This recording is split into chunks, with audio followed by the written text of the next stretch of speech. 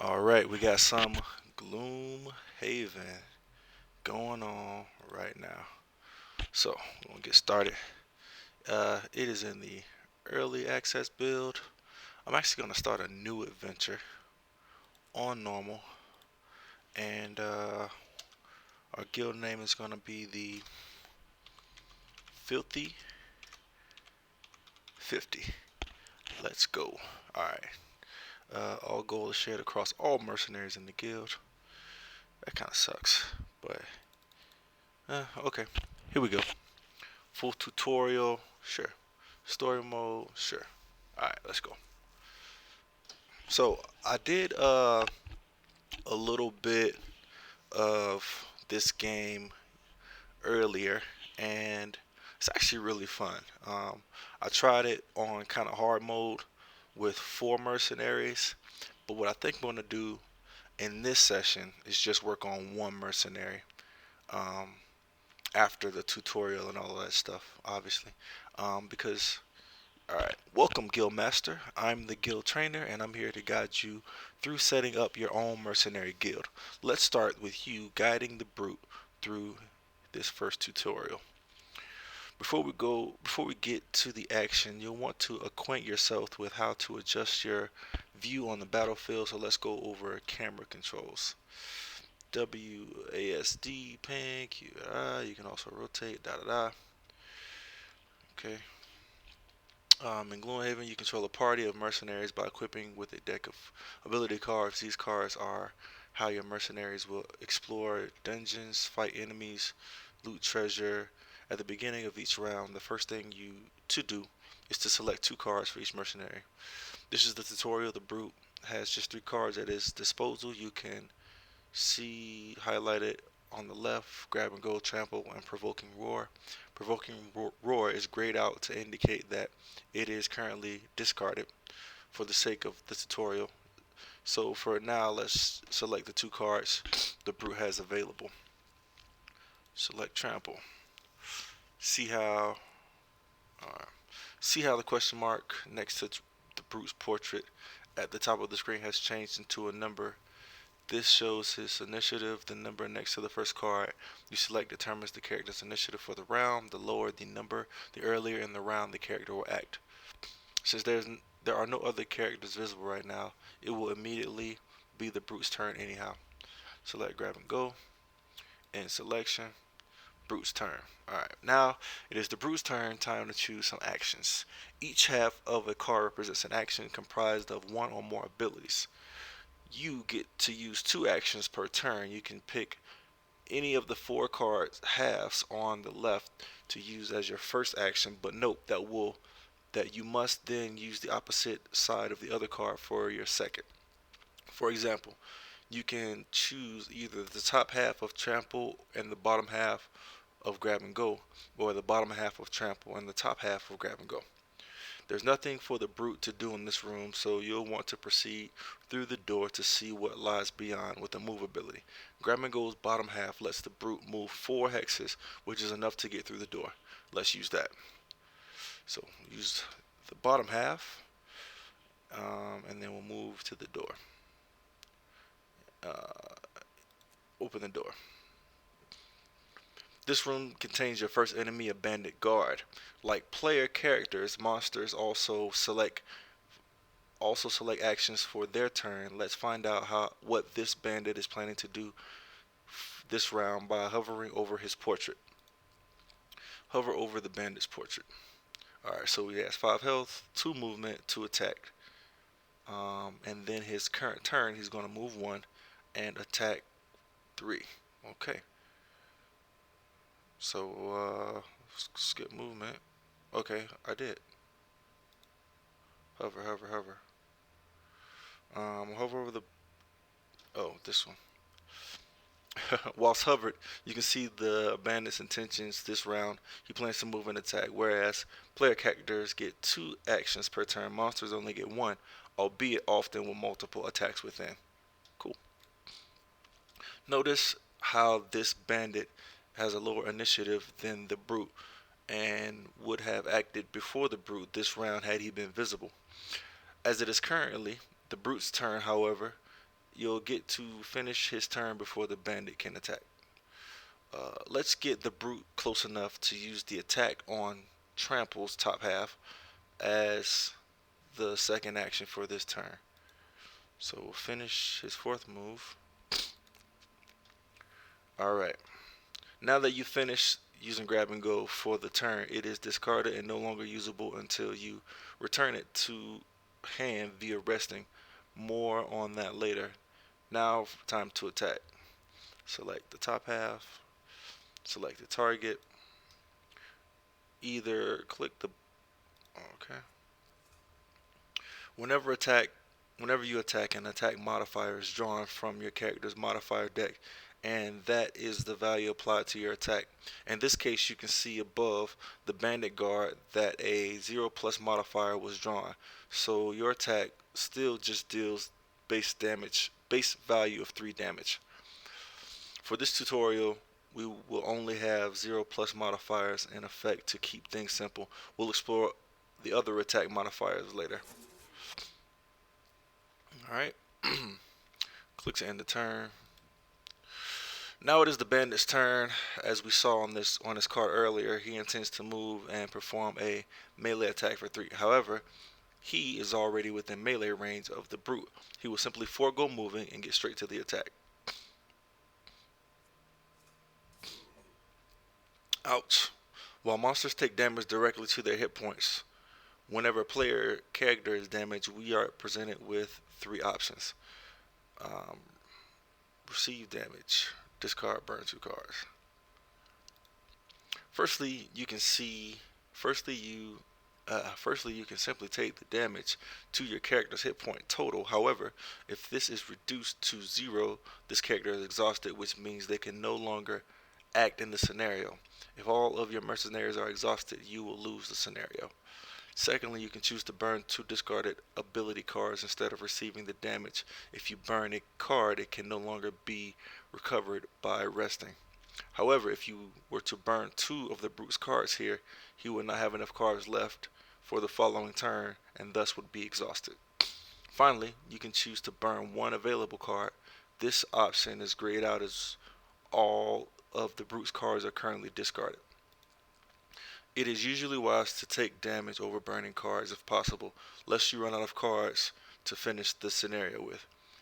For now, let's opt to just take 3 damage as the brute has enough health to survive. The bandit's turn is now over as he was the last character to act. It is the end of the round and a new round begins. During ability card selection, if you have at least 2 discarded cards, then you may perform a long or short rest to recover some of them. All of the brute's ability cards are currently discarded. Long rest doesn't count as a card, and as such, he will have to rest to continue. Short rest will burn 1 of your discarded cards at random, losing it for the rest of the scenario, but will recover all discarded cards before continuing your turn as normal. So you can recover cards to use immediately in this turn. Long rest takes up the whole turn and is used instead of selecting 2 ability cards, giving the character an initiative 99. However, you not only get to choose which cards you burn instead of it being at random, but the character will perform heal 2 action and refresh all items. Choosing to long rest will be certain death if the bandit draws an attack card for this round, as the brute has neither health nor cards to spare. So let's choose short rest. Let's choose the short rest button. Perform short rest. Grab and go has been randomly selected as the burn card. Once per short rest, you can opt to redraw the random card to burn at the cost of 1 damage, but with the brute only on 1 health, this isn't an option. You can see grab and go is now dark red to indicate it is burned and no longer useful in the current scenario. In exchange, trample and provoking roar have been returned to hand and are available to use again. Both brute and the bandit are near death, so it is crucial to go as early as possible in the round to get the first attack. Remember, the first card you choose determines the brute's initiative. So let's choose Provoking War to maximize the chance brute is up first with a low initiative of 10.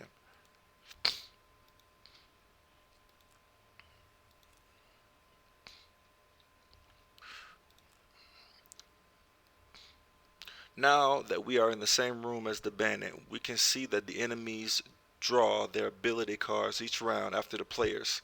So you won't know what they'll do, what they'll be doing, or what their initiatives will be until this point in the round. It appears the bandit was planning to once again use a move and attack, but because you chose to act quickly with initiative 10, he won't have those active until after the brute's turn due to a slower initiative of 10. Let's get him.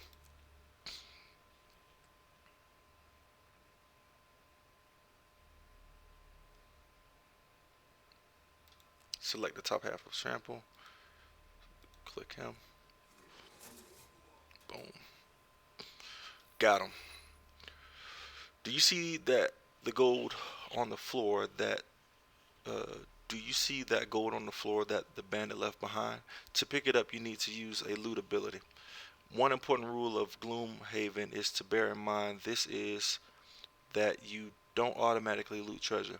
If you want it, you'll have to pick it up before the scenario ends. Loot abilities can appear on ability cards, but often the easiest way to collect it is to end your turn on that hex that contains a gold pile. So let's move the brute onto the gold before the end of his turn with his remaining action. But wait, look at Provoking Roar.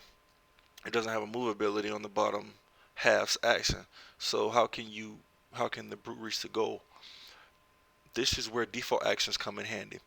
To the left and right of the central initiative value are two small default action buttons. These allow the character to perform a melee attack for 2 instead of the top action, or a default move of 2 instead of the bottom action.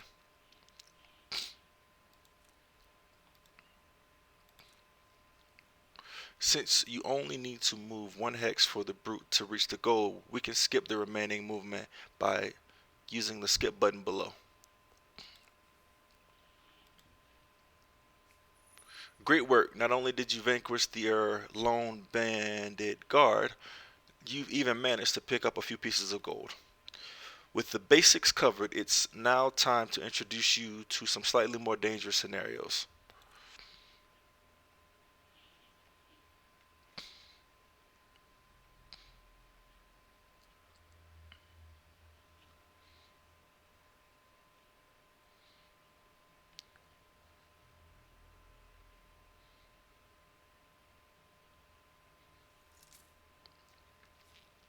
Welcome to your first training mission.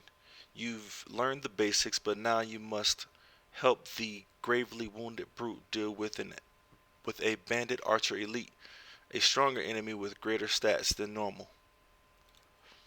With only a single hit point remaining, any amount of damage getting through will cause the brute to become exhausted. As such, you will have to avoid any incoming damage by burning cards. For the sake of training, the attack modifier dex will be all zeros for now, so don't worry about those for now. Your objectives are to your objectives to start are take down the archer with a single attack, loot the gold she drops. Surely you can handle that. Alright, so need to go first or early. So we'll do that. And then what's that? 4, 6,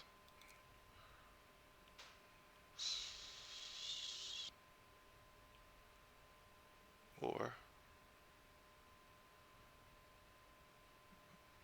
I mean that was straight up 6. So we're gonna use this first so we can go fast.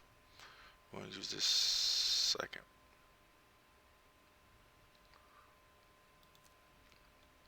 So ah, bitch.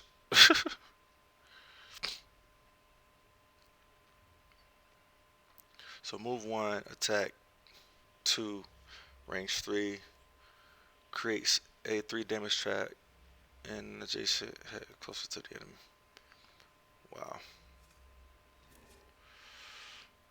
so I gotta burn a card. Well, probably be this one. Loot at the top? Wow. Didn't realize that.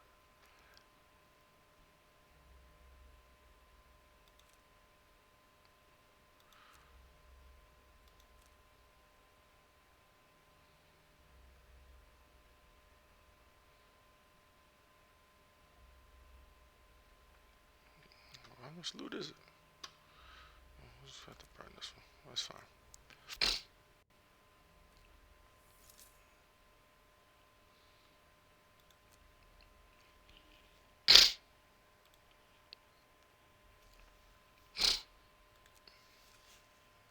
Smash. Bosh. Overwhelming Assault is a powerful card, but such power comes at a cost.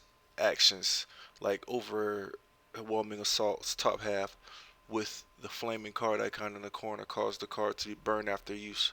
After burned once used, meaning you can't use it again in this scenario. Time to grab that gold.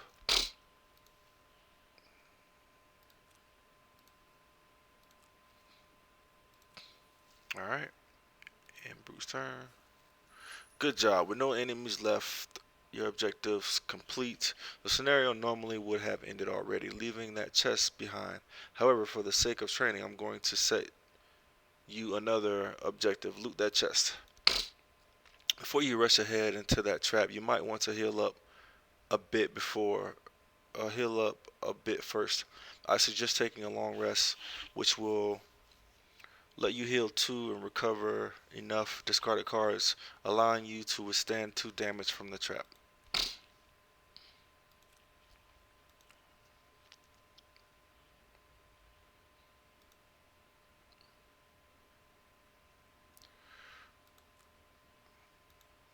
Perform long rest. Select the card. What? Oh, discard a card to be burned.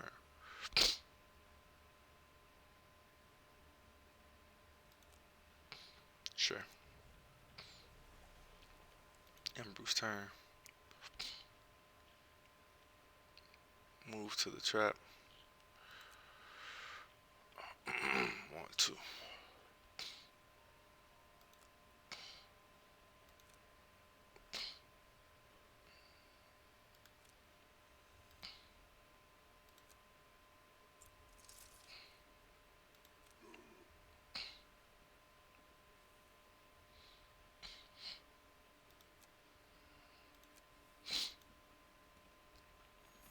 Alright, boots of striding.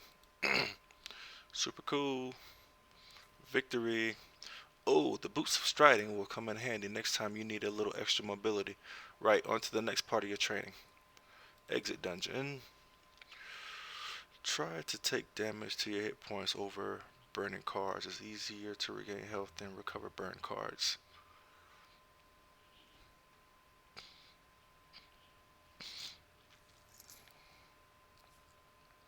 Alright, so you've learned about the basic attack and move abilities, but this time we're going to use some abilities with additional effects. The move action with a jump effect will help you here. Jump allows you to cross tiles containing obstacles or enemies and even move over traps without triggering them, provided you can reach an empty hex to land on. Those boosts of striding you picked up last time can be used to increase a move ability by 2 hexes. That'll enable you to get up close and personal this turn. You don't have the damage to take her out in one go, but if you act fast, you could apply disarm condition to her before she can attack. Your objectives for this round are use jump movement to get across the traps unscathed. Disarm the archer before she attacks. Good luck.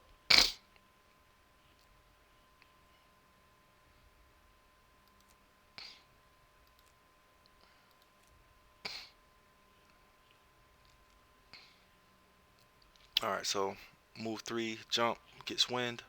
Then that has to disarm at the top. And then I'm going to use these boots. Okay, so she's going to move 1, attack 3 at range 4. Cool. So first thing I'm gonna do is jump. I'm gonna use these boots. Get right up in her face.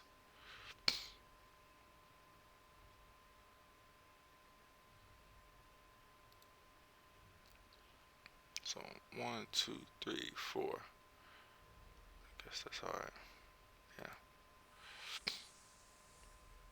And then we'll skip movement. Attack, disarm. Boom. Now she is disarmed.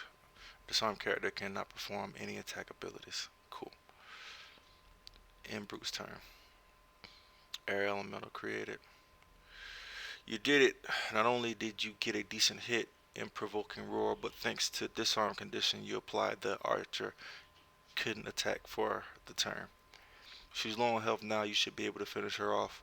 Your objectives are this turn are kill the archer, jump over traps, and loot the chest. I don't want you to achieve this round.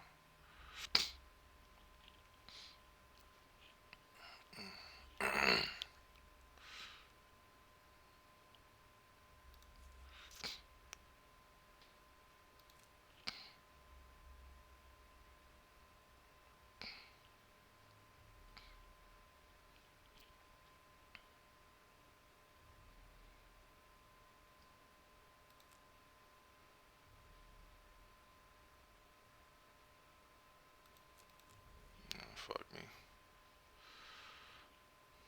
Oh well. How much health do I have? 2. Shit. I can't jump. Oh well. I'm just gonna kill this chick. I don't know why I didn't just. Oh yeah, grab and go. Didn't have anything.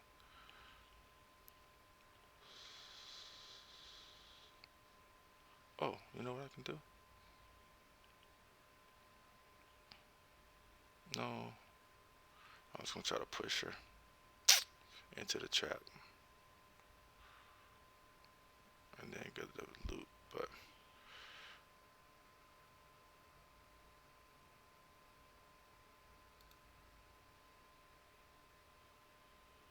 oh well.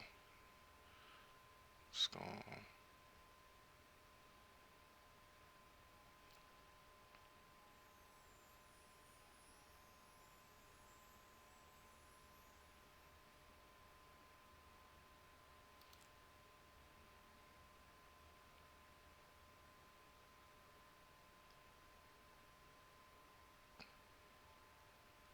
I think I messed up, but whatever. We're just gonna do this.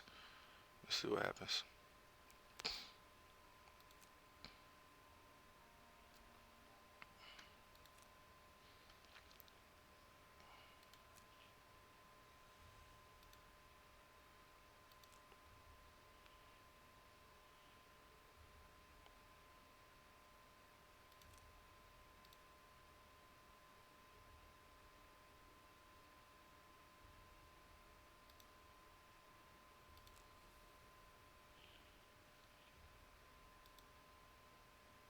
Wait, what?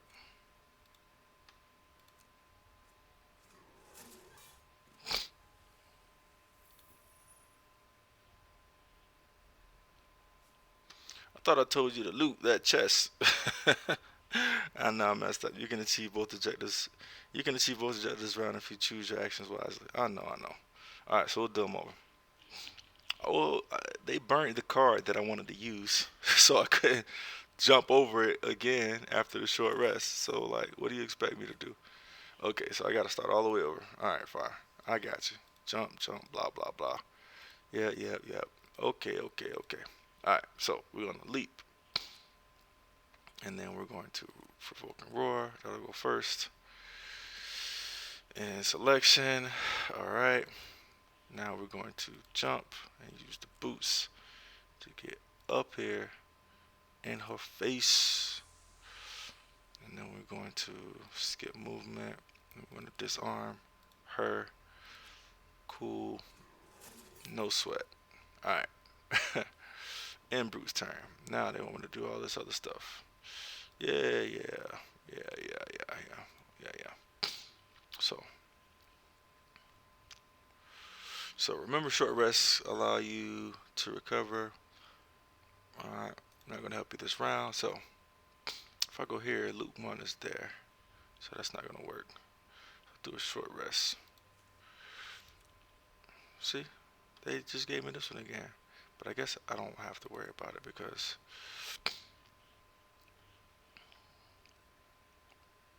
leap and cleave. Alright, and then we'll just smack them with that.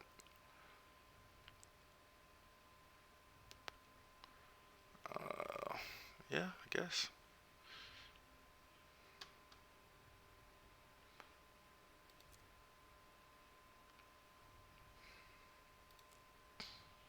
Alright, so we're gonna. It's got 2 health, so I could just do a generic one. Right? 2 health. Yeah, cool.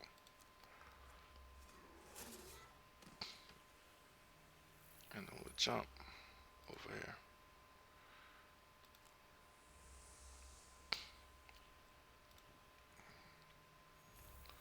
Health potion, cool.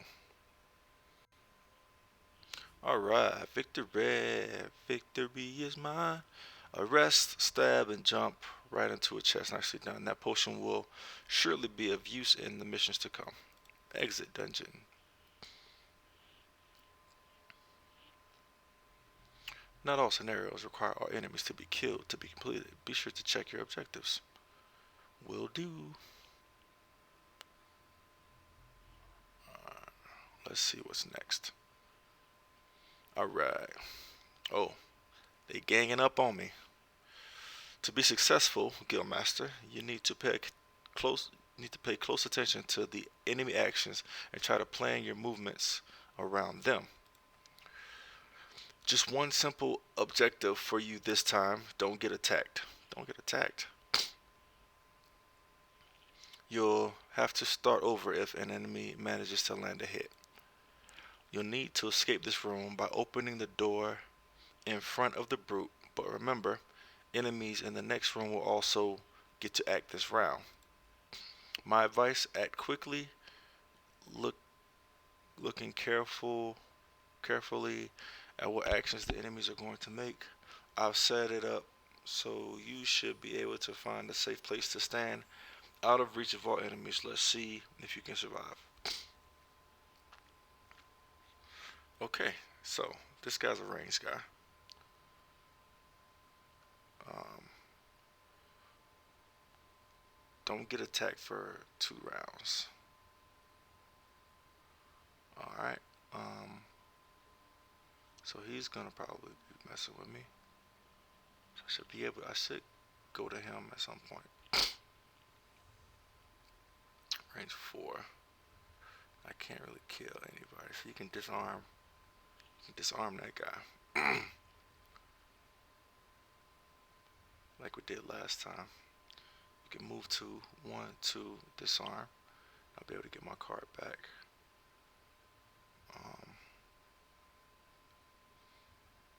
And then you can jump and run away from the other guy.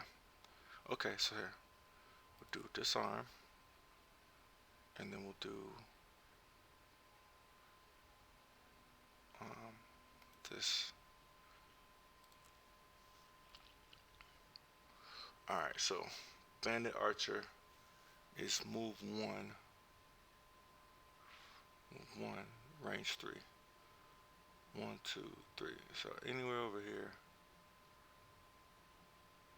right there. And this guy's move 2. Move 2, attack 2. Boom, boom. So you can get anywhere in here. So what I want to do is, if he moves 1, but they all can attack me. The fuck you mean? Don't get attacked for 2 rounds. I mean, I guess I can move into the door. What happens happens if I go to the, I mean, if I move anywhere, they're gonna hit me. This guy can move too, hit me in any of these spaces. This guy can move too, hit me in any space. So I have to go to the door. Cool. Now, this guy can hit me two spaces. One, two, but not there.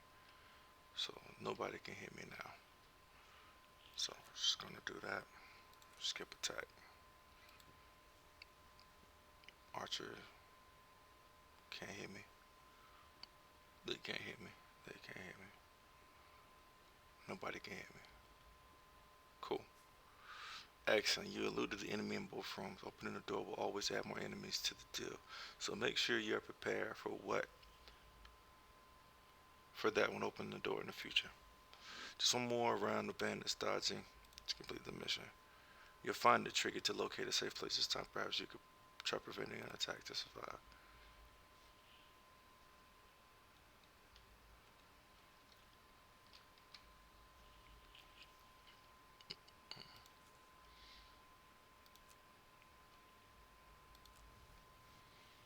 So I want to hit.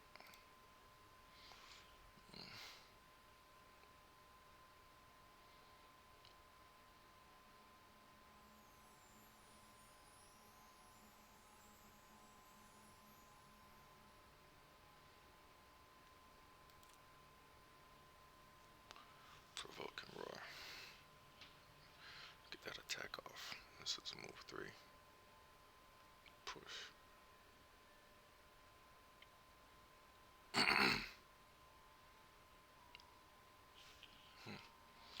So I gotta move to get to him. So I think provoking roar for sure to disarm him. So I'll do 1, 2, 3 and disarm if I can. Yeah. So range 3 again, move 2, attack 2. I'm going first, which is good. So move 3. We'll move back over there. And then we'll disarm this guy. Now he can't attack. And everybody's too far away. Cool. He's too far. And they're all too far. Cool. Victory is mine. Excellent stuff. Well, you're on your way to being a professional. And how about that disarm? Pretty powerful condition, huh? That and a nice low initiative of 10 makes Provoking Roar a real nifty card to get out for getting out nasty scrapes. One more test and I think you'll be ready to start exploring the world and recruiting mercenaries to our guild. Alright, to consume elements to augment an ability, simply click the toggle that appears before confirming targets for the ability. Alright, next room. Oh snap. Let's talk about attack modifiers. So far in your training, characters have always done 0+ attack modifier, meaning their attacks have always dealt the exact damage value specified on the cards. This is not normally the case. In real scenarios, for each attack, the character will draw an attack modifier which influences the damage dealt. These can increase the damage by 1, 2, or times 2, or decrease by -1, -2, or times 0, or leave the value unaffected so that you've unaffected as you've seen as 0+. You can see the contents of your character's modifier deck by hovering over any character. Note that unlike player characters, all monsters share a single attack modifier deck. For this training scenario, these archers have just 2 attack modifiers in their deck, times 2 and 0. We want them to draw to 0 to deal no damage, and we're going to give them disadvantage to ensure that. Ranged attacks have disadvantage when the target is on an adjacent hex, This forces the attacker to draw 2 modifier cards instead of just 1, and the worst result is selected. As these archers only have 2 modifiers remaining, if they attack with disadvantage, they will draw both, but be forced to choose 0 over times 2 as the worst result, dealing no damage. You will see the disadvantage will apply from the flashing purple symbol next to their health bar. You can only disadvantage one archer here, so kill the other archer, kill the other with a ranged attack. Wait. You can only disadvantage one archer here, so kill the other with a ranged attack. Should be easy as the Brute's attack modifier deck is full of +1s this mission. You can thank me later. Alright. Your objectives are stand next to one of the archers to give her disadvantage. Kill the other archer with a ranged attack. Alright. So, let me see. 1, 2, 3. 1, 2, 3. Alright, so spare dagger. Cool. Alright. Spare dagger first. And then leaping. Okay. So going to move. What's the range? 3. Yeah. Boom. And then we're going to kill this guy. Boom.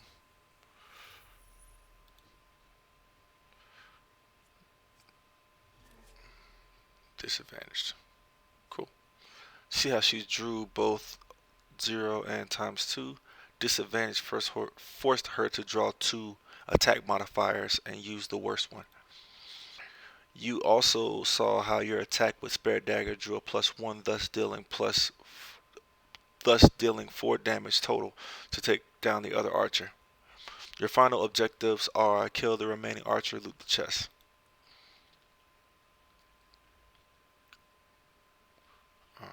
Yeah, I guess I ain't have a choice, really.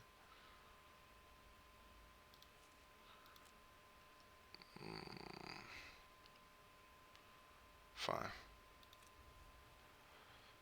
1, 2, 3, 4. Okay. So I'll go here. Boom. So I don't want to be disadvantaged, so I'm going to move first to get there.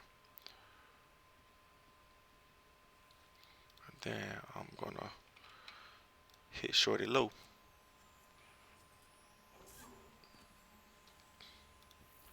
Cool. Then get the chest, got a shield. Cool.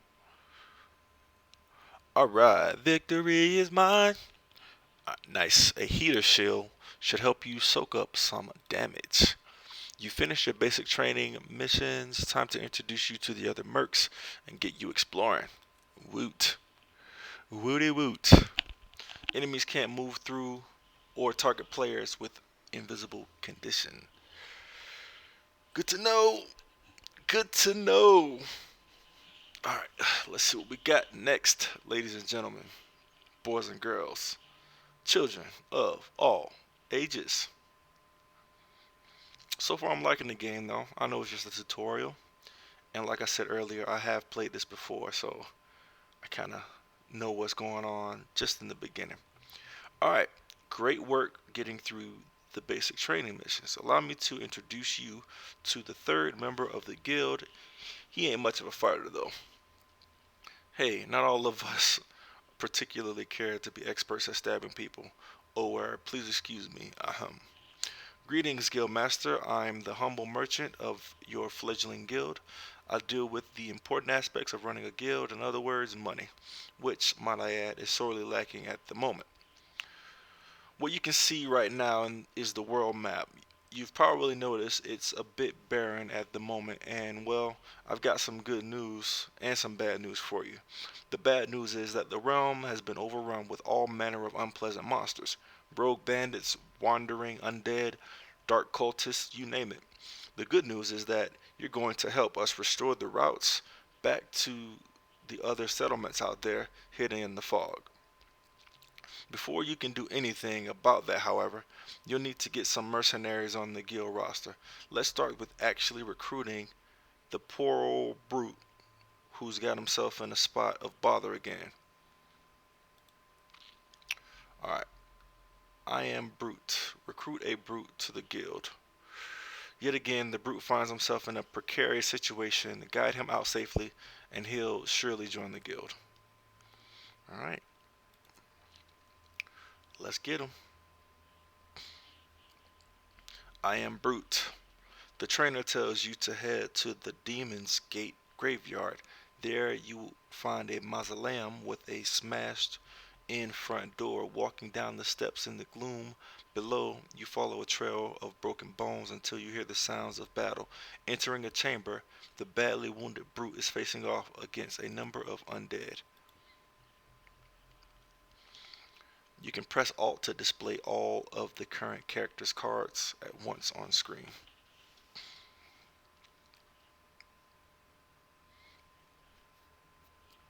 Alright, let's see what the brute's got himself into.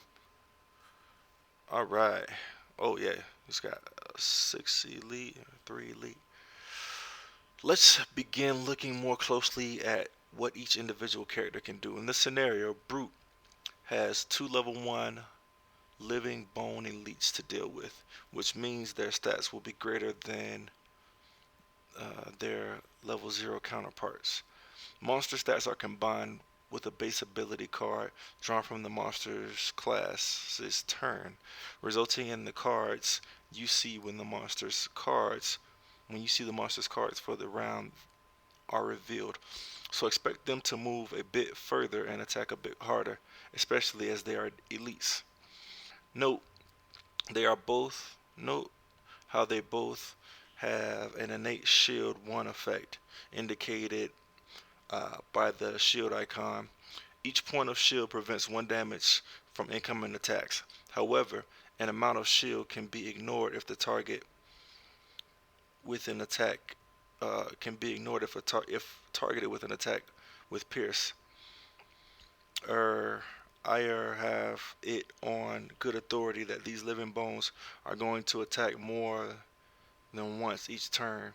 You are low on cards and you won't be able to afford to burn any cards, so surviving here will require some shielding of your own.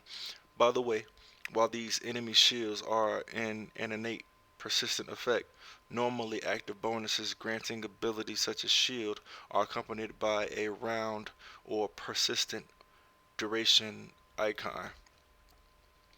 Your objective: kill a living bone using an attack with Pierce. Apply some shield of your own. Use your minor healing potion. That should help you survive this round. Alright, so Pierce attack is there. And I need to shield myself there. And I want to make 15 my initiative. And then I'll pop this when they allow me to. Do I have my... Oh, I do have my hit shield. When damaged by an attack, gain +1 shield. Can I do that? Oh. Alright. So, um, I'm going to heal myself first. Yeah. I'm going to shield myself next. And then I'm going to pierce this guy. Take him out. Boom. Got him. And then I can't use that yet. So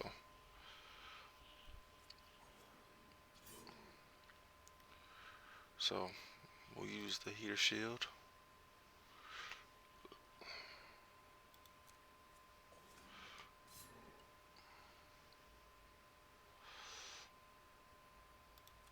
Okay. What the fuck? How many times is he gonna hit me?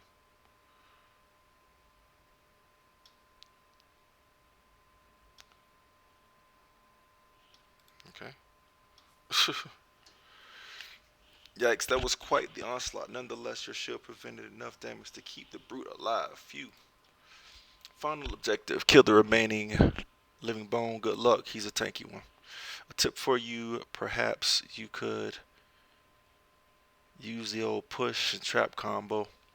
Note that shield only prevents damage from attacks, but it doesn't do anything against direct damage from traps.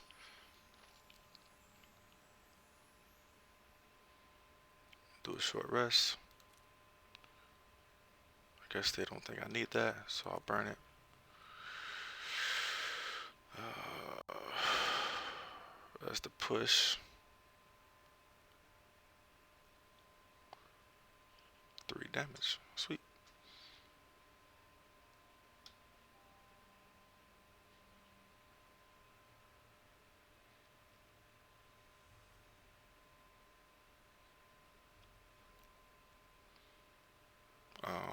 Alright, so definitely gonna use the push. And then we'll use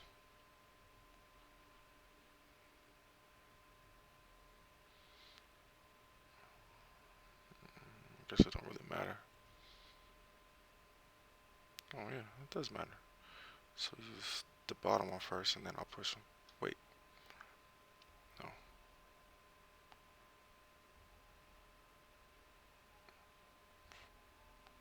Top one. Yeah.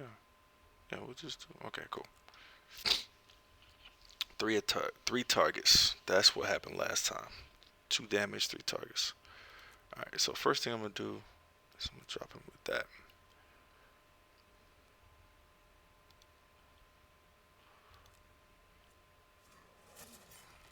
Right. Then I'm hit him with the push.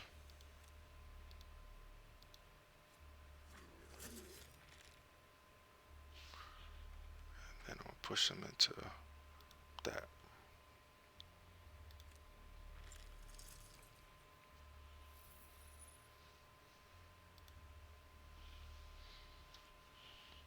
Victory is mine. Cool. Saved the brute yet again. I hear he's decided that adventuring alone is not working out for him, so he's agreed to be the first mercenary in your guild. Let's let's get out of this dusty crypt and see who else we can recruit.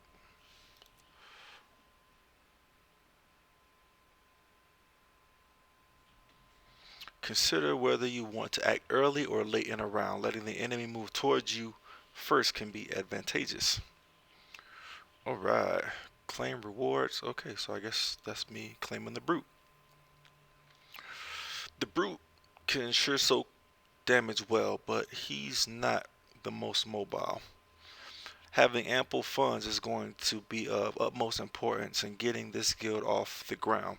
Do you know anyone at gold acquisition? I know just a woman. She's also a dab hand at poking holes in those who get in her way. She's in the process of liberating some gold right now. Shall we lend her a hand? A blade in the night. Recruit the scoundrel to the guild. The trainer has pointed you to the location of your second potential recruit. Let's go.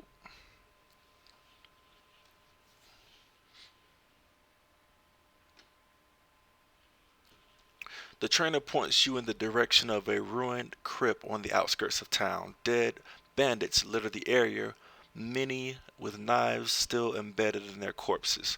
It's clear they didn't see her attacker coming. See their attacker coming. You can either push and pull abilities to force enemies onto traps.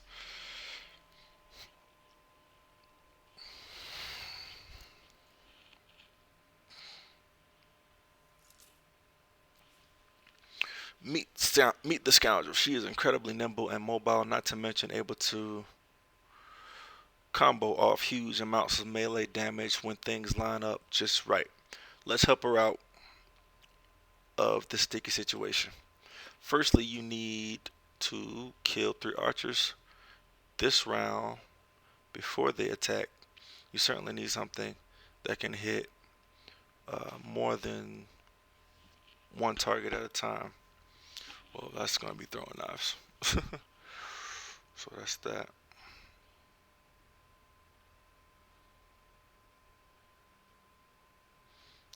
So throwing knives for sure. And then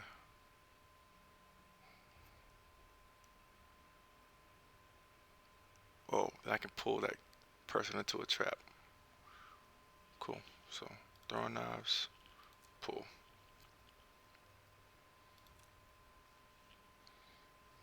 Okay. So first thing I'm gonna do, I'm gonna pull this guy into that trap. Confirm pull. Confirm pull. I'm gonna hit these jackasses. Up, these people. With that.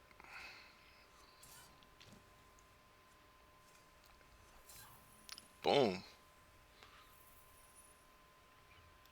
Done and done. Feels good picking off multiple targets in a single room, doesn't it? One last objective. Loot at least 5 piles of gold this round. A tip for you. Sometimes the top half card allows you to move too. Loot abilities. Pick up all gold within a radius uh, specified by the amount, so you work out where you need to stand and get to looting. Short rest.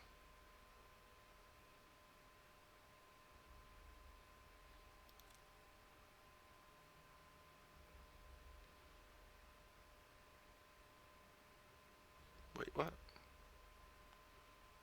Draw. Whatever. It's fine. It's dumb, but it's fine.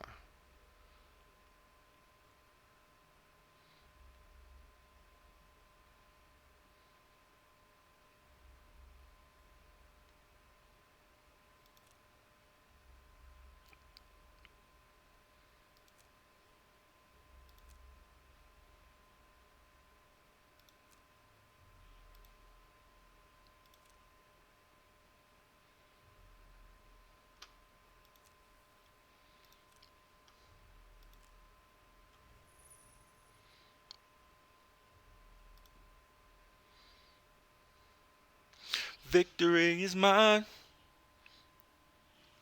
Nice. Let me just take care of that gold for you.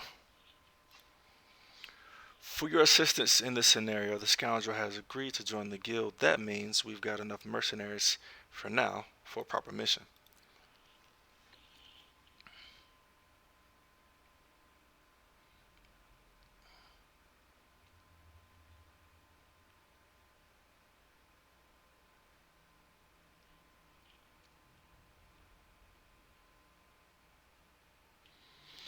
Alright, let's claim. The first thing we should do as a guild is reestablish the trade route from Gibbert Hill to the west. We've been having a small problem with bandits in the woodland en route, but with the brute and scoundrel to assist, that's nothing that should cause you any trouble. It'll give you some much needed experience on the job and allow me to get some new items in stock once the way is cleared. Go knock some bandits' heads together. Alright. Bandits are blocking the road to Gibbert. Gibbert Hill, is up to you to drive them away. Got some archers and some bandit guards. Lego. Oh, there's a tree in the road. Toss a coin to your hangman. The road is deserted as you make your way towards Gibbert Hill. Trading in the area is effectively stopped for many months now, with a few daring to venture along the main roads. As you make your way along the trail, wending its way through a wooded grove, the crack of a twig snapping underfoot pierces the silence.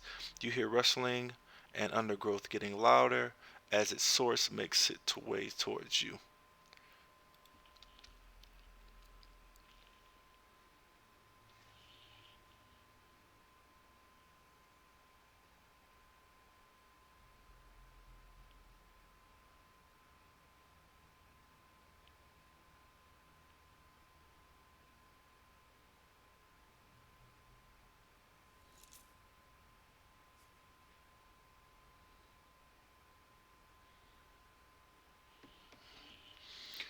Right.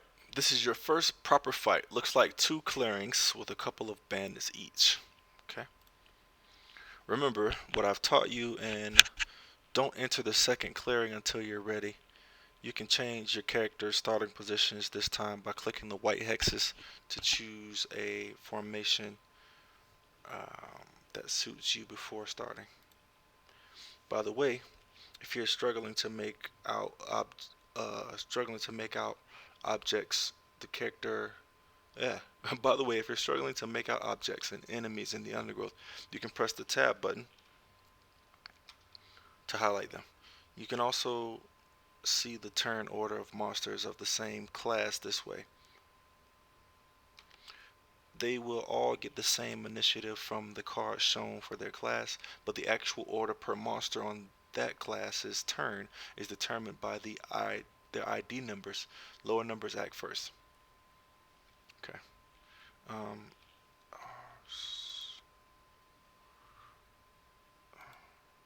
okay, cool. That's dope. And then we'll put him there.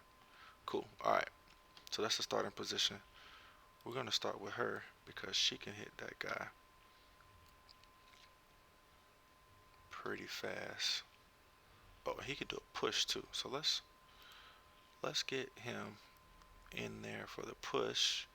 Where is it? Where is it? Where's the push? Where is the push? There it is. Boom. So move 3. 1, 2, 3, and then push him into that. Cool. And then spirit dagger, range 3. So it'll be 1, 2, 3, and then 1, 2.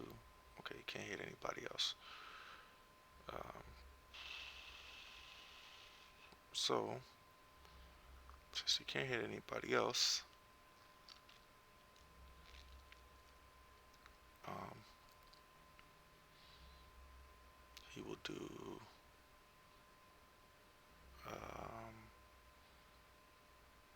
is he can't hit anybody else.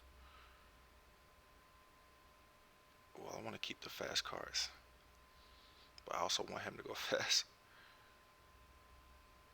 So there's the disarm there.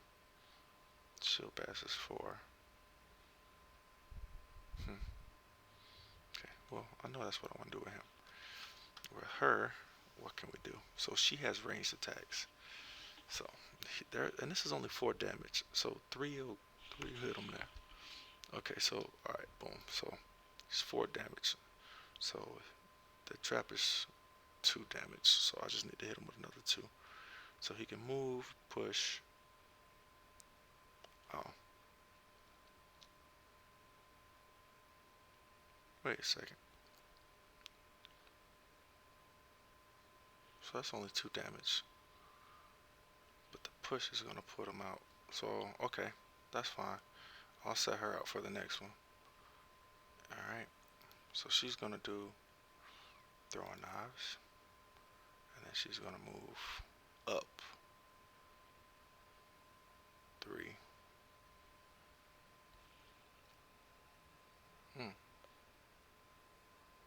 Oh, she's got a nice bow too. That's cool. Move 5.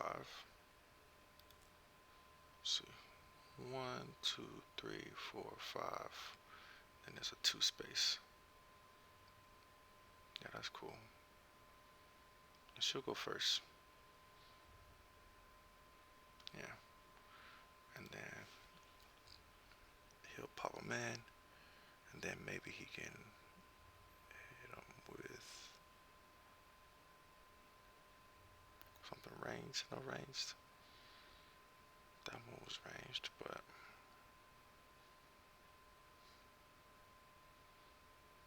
it's all good, I guess. She's gonna hit him for 2.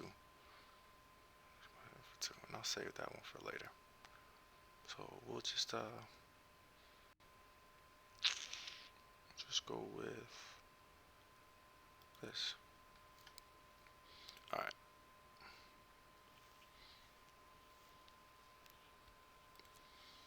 Cool. So move 5.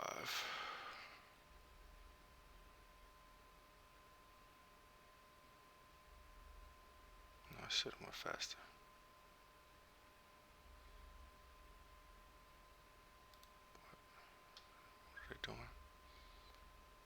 More range attack.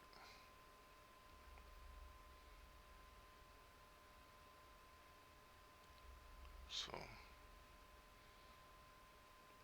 they move one. Alright, that's whatever. I should be fine.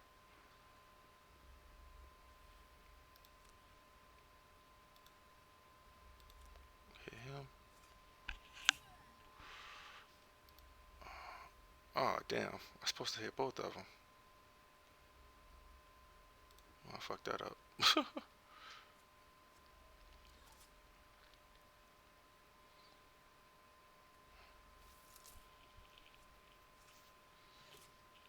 mm, it's all good. Cause you about to get pushed.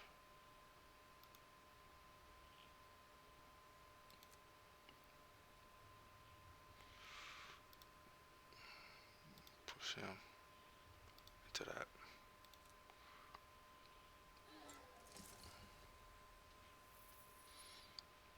Right. Okay. Oh, it's gonna do just a regular attack, skip attack, and Bruce turn. Alright, so now it's gonna be my jump. 1, 2, 3. There's 3 there.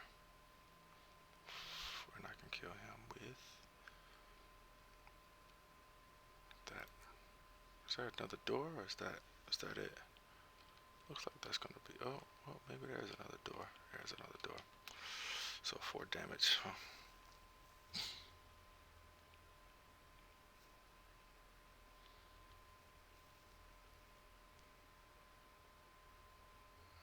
What did I choose already? Leap. I can just hit him with 2 damage, and then I can do a pull. Wait, did I just do that? Oh, we got another push? Oh, nice. Move 3. 1, 2, 3. Do a push. If I can push him there, that'd be cool. I can attack him there. Let's just see if that works. And then this guy has a swift bow.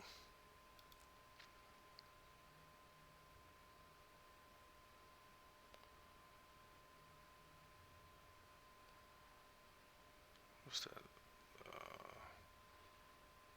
There's one where I can loot too. I used it.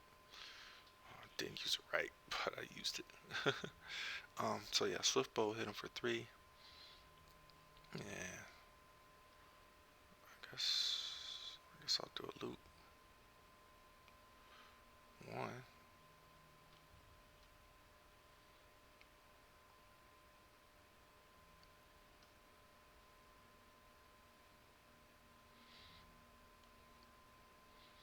So that 3 should take care of him.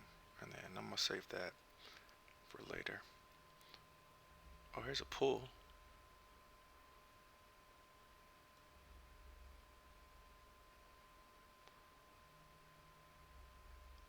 Loot every hex you enter with this.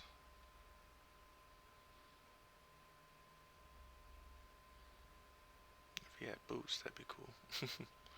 Alright, so yeah, swift bow hit him. And maybe I can come around and get that loot too later. I don't know.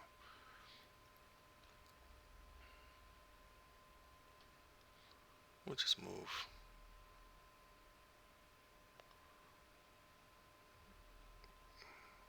Into the room.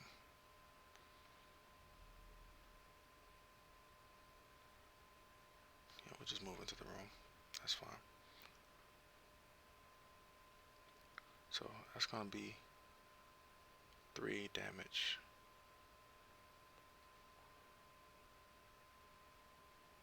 And a pull. It was just 3 damage and a pull. Cool.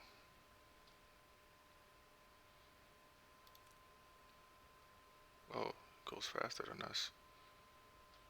Well, how the fuck did I do that?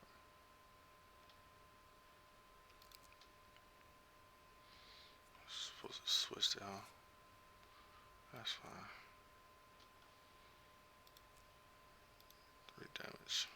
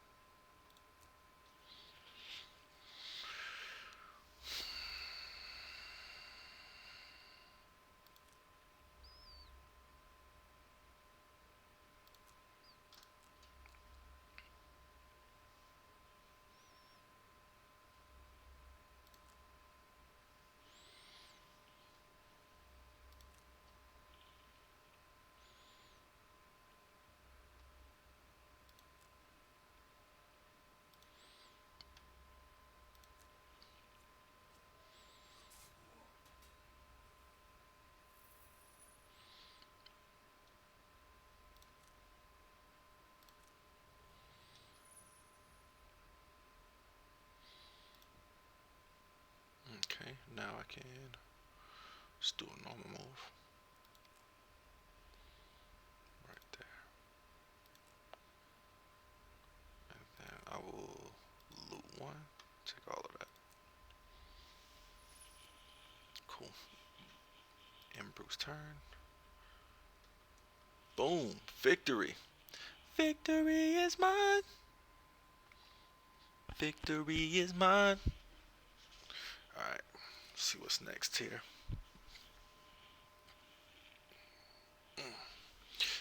Look for synergies not only between your cards, but also the cards of your other party members. Roger that one.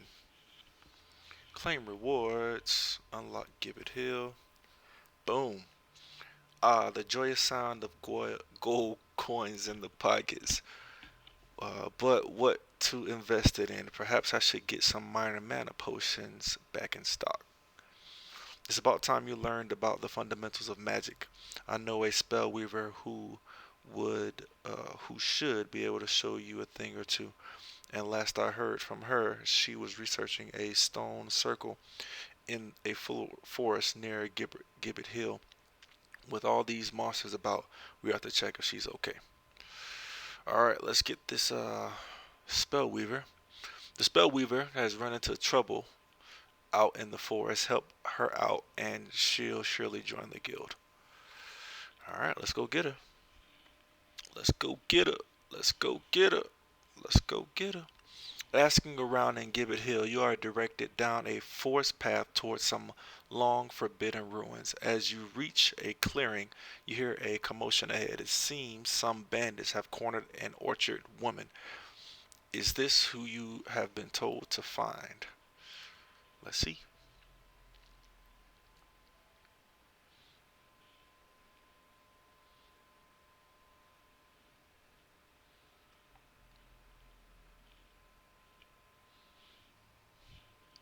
Let us see what the dealio is. Oh, for real cornered. Meet Spellweaver, a powerful but fragile magic weaver who can harness the natural elements of the world. Good thing we found her when we did. That's a lot of bandits. To get her out of this mess, you'll need to harness the power of the elements infused in the battlefield. The elemental infusions display can be seen on the right of the screen, indicating which magical elements available for consuming. In this scenario, the ice element is already fused, but elements are normally infused for 2 rounds through using actions with elemental symbols on them, available for consumption after the turn in which they are infused. This round, you must consume ice element to augment freezing nova attack, killing as many bandits as you can. Survive the round by using a jump move to get out of reach. Alright, so uh target all adjacent. Okay, that's what he wants us to do. And jump. Oh, jump 8. Holy snap. 8? I don't need to go 8. Maybe I do. I don't know. Alright, so target all adjacent for 2. So that'll hit. Um, Maybe I'll get a bonus, I guess.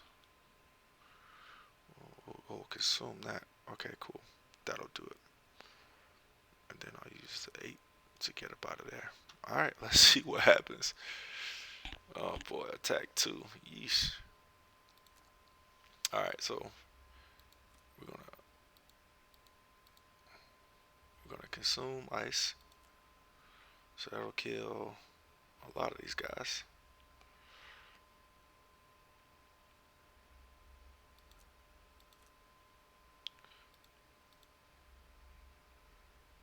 Wait, there you go. Confirm. Boom, Frost Nova. Laying them up. Oh, okay, wait. Now they are immobilized. Cannot perform any move abilities. Alright, and their attacks are move 3, attack 2. So if they can't move, I'm gonna go like way over here. Confirm movement. Alright, And then we're going to skip movement and end my turn because they can't move. They can't do nothing. Sweet. Alright, Flint. By consuming the ice element, Freezing Nova dealt 3 base damage instead of 2, knocking out 3 bandits, plus applying immobilized condition so that the bandits couldn't chase after you. Pretty darn powerful, eh? Ride the Wind also infused air element for you to use later if need be. You may have also noticed with only 3 unburnt cards remaining, the Spell Reaver will be exhausted after the next round is over, as you cannot return burnt cards via resting. Fortunately, the Spell Weaver is a very powerful trick up her sleeve. Many of her powerful cards may burn after usage, but the top half of Reviving Ether allows her to return all her burned cards to her hand. Getting the timing right on this one-time recovery per scenario of all burned cards is key to using the Spell Weaver well. It's up to you now. Kill the remaining bandit guards. Reviving Ether will recover all your burnt cards so you can finish these bandits off at your leisure. So we'll do a short rest. And Freezing Nova can go because I want the other one. Alright, and then we'll recover all burnt cards. And we'll do Flame Strike. We'll make Flame Strike first. Cool. Alright. Now, we gotta take them out. Move 2, Strengthened. Strengthened is, I guess, +1 attack. Guess I'll check that out in a minute. So, let's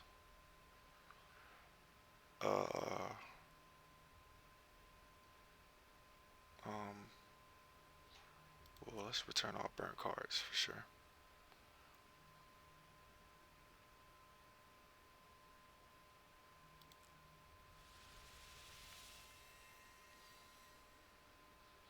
And then we'll attack 2. Take him out. If we get lucky, boom. And spell will return. They can only move 2, so they can't really reach me. Cool, cool, cool. Alright, next turn we can take them down, take them down, take them down. Alright, so right now we have dark element, dark. So it looks like this one can take anything and give it +1 attack, which I don't need that. All adjacent to 2 fire orbs. Okay, so we could do a mana bolt, but that won't do anything. So we'll do this just to go before them, and then we'll move 2, and then we'll hit them with that. Cool.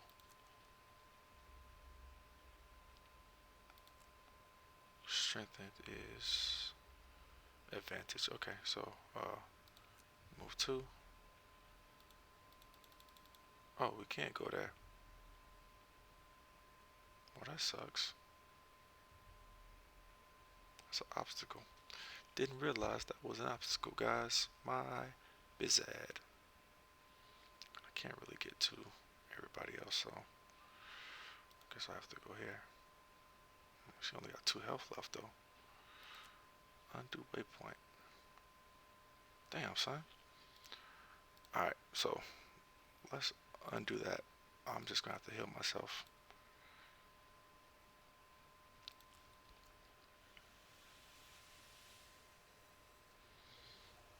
And then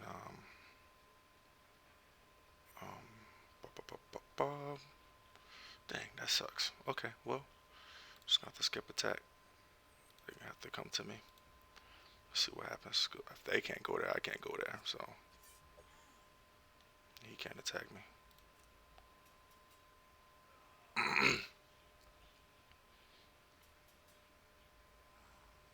Alright, now.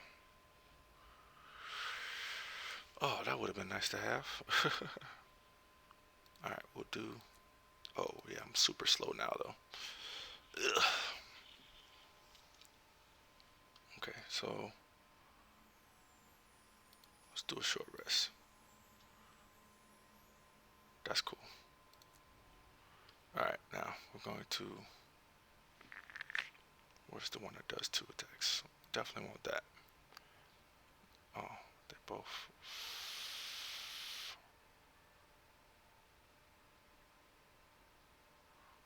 Just move here, right? Boom. Just move 2. Don't matter. Alright.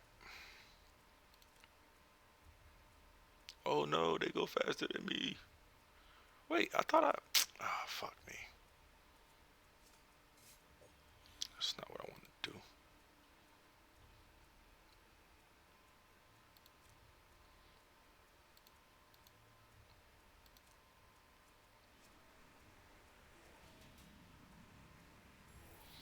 Yeah.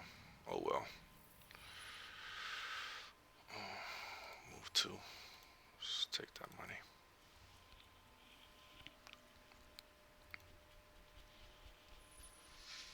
Alright, victory is mine. For helping her out, the Spellweaver has agreed to join our guild. As you saw, her abilities can be incredibly potent, but she can be a difficult character to work with due to the complexity of her tactics. Alright, I think this is going to be the last one because I need to take a break. So, hopefully, you guys enjoyed this part of the story so far. Uh, Everything has been pretty cool in this, but I'm going to call it a day. Uh, Hopefully, you guys have a good time, and we'll see you later. Peace.